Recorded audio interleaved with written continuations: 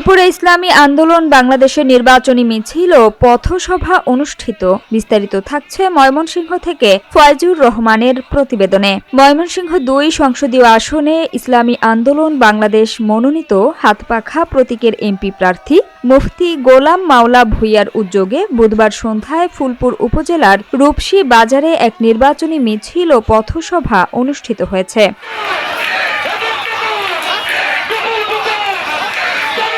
মিছিলটি দলীয় কার্যালয়ের সামনে থেকে শুরু হয়ে বাজারের বিভিন্ন অলিগলি প্রদক্ষিণ করে রূপসী বাজারে এসে এক সংক্ষিপ্ত পথসভার মাধ্যমে শেষ হয়।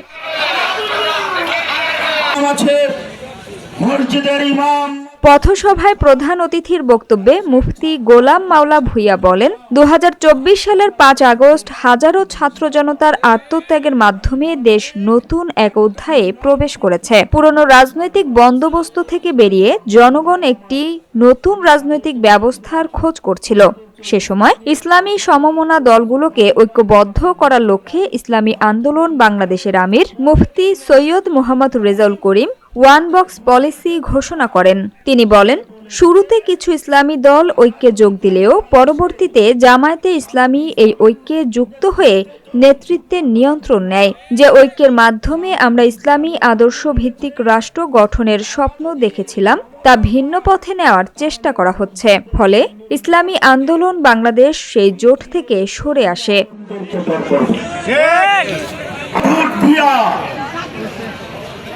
ওই যে জামাতি ইসলামকে প্রতিষ্ঠিত করতে চাও, তোমাদেরকে লজ্জা হয় না? তোমাদেরকে না মেহরাব থেকে পিটিয়ে বের করবে তোমাদের আমি লজ্জা থাকা উচিত। ন্যূনতম মাথাটা ঠিক থাকা উচিত। সম্মানিত ভাইয়েরা আমার, আমি আপনাদের এলাকারই সন্তান। এই বাজারে আমার বাবা, আমার দাদা, আমার প্রত্যেক সকল ব্যক্তিরা এই বাজারে সারা জীবন বাজার করেছে। আমরা এই বাজারবাসী।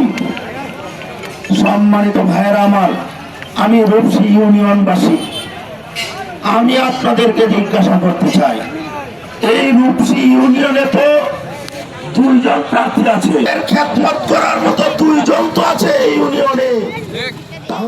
মুফতি গোলাম মাওলা ভূঁইয়া আরও বলেন, ইসলামী আন্দোলন বাংলাদেশ ক্ষমতার রাজনীতি করে না। আমরা শরিয়া ভিত্তিক ইসলামী শাসন প্রতিষ্ঠার রাজনীতি করি। যারা শরিয়া আইন প্রতিষ্ঠার অঙ্গীকার করে না তাদের সঙ্গে আমাদের পথ এক হতে পারে না। দেশের শীর্ষস্থানীয় ওলামায়ে কেরামের পরামর্শেই আমরা ওই জোট ত্যাগ করেছে। তিনি দাবি করেন, তাওহিদি জনতা, তাবলিগ জামাতের কর্মী এবং ওলামায়ে কেরাম ইসলামী আন্দোলন বাংলাদেশের সঙ্গে রয়েছে। আগামী 12 তারিখে হাতপাখা প্রতীকের পক্ষে নীরব ভোট বিপ্লব ঘটবে ইনশাল্লাহ।